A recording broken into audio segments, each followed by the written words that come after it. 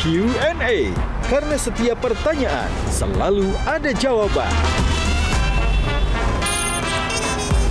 Dipandu oleh Yohana Margareta.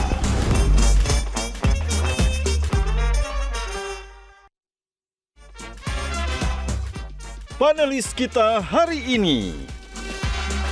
Yang menolong saya itu semua orang lain yang sama sekali nggak ada dalam pikiran saya. Solusinya obat. Kalau ini kayak ada solusi.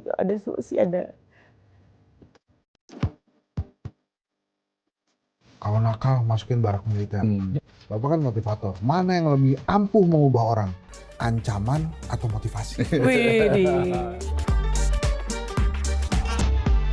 Dunia zaman sekarang memang netizen itu kan maha benar netizen. Sampai anakku yang akun itu sempat dibully, saya mohon maaf sampai harus disuruh bunuh diri. Saran Bapak ke teman-teman di luar sana yang terdampak badai PHK.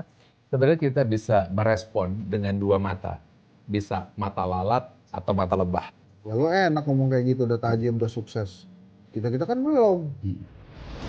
Halo pemirsa, jumpa lagi bersama saya Yohana Margareta dalam Q&A. Karena setiap pertanyaan selalu ada jawaban. Dan kali ini Q&A berbeda dari episode-episode sebelumnya. Karena hari ini Q&A menghadirkan sosok yang terkenal dengan gagasan Emotional Spiritual Quotient ESQ dan sebuah pendekatan yang memadukan kecerdasan emosi dan juga kecerdasan spiritual untuk mencapai kesuksesan dalam hidup. Pernah menjadi seorang ASN, sosok yang satu ini kemudian banting setir untuk berjalan dan juga berjualan celana jeans.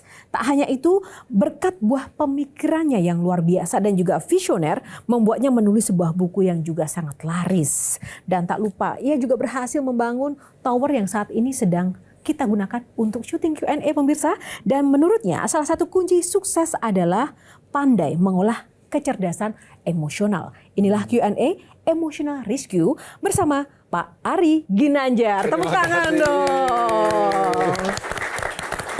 Tak lupa pemirsa, tidak hanya bintang tamu spesial dan para panelis, ada teman-teman mahasiswa yang ada di sini. Tepuk tangan buat teman-teman. Thank you teman-teman. Pak Ari apa kabar? Baik.